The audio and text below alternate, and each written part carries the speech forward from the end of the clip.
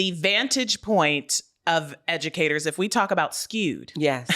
is highly skewed when we're operating in schools and districts, nonprofit organizations, places where scarcity is thriving. Correct.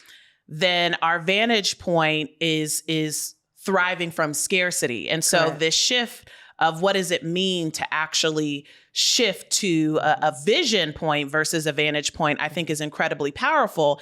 And I'm making the assumption that there's probably someone listening who is wrestling with, how do I build a relationship with money and not feel guilty?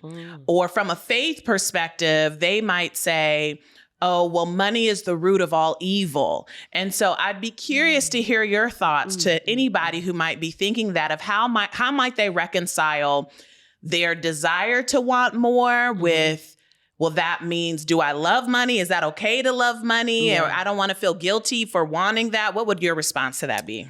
Girl, I want to hug you right now. I want to jump on her right now, y'all. Okay. So first, let's look at 1 Timothy 6:10, which is the scripture that we're talking about. And so the scripture says, for the love of money is the root of all evil. For they that coveteth after have erred from the faith, and that is what has caused sorrow. I'm going to go into verse 11 because it's going to bring us back to verse 10 and make this make sense for you.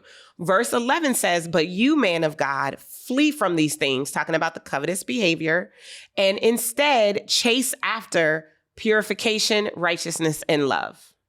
Yes, I said love in verse 10, and love is the thing to chase after in verse 11. So if you look at the scripture on the surface, you would be confused, and that is where most people stop.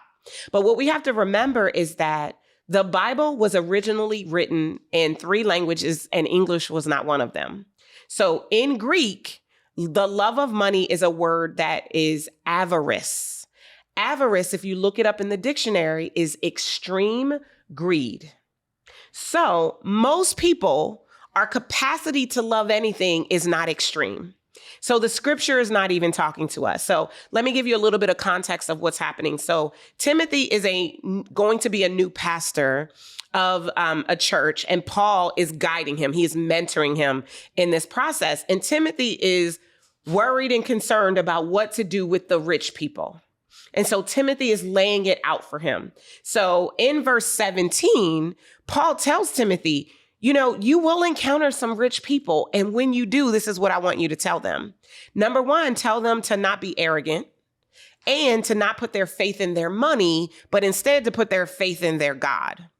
And tell them that with their money, they should do good and give to others. So what we actually get, if we're willing to read farther than the scripture that's often misquoted, is that we get a recipe of how having money, which God desires for us. That's why he talks about money 2,300 times in the Bible, because it's a lesser thing.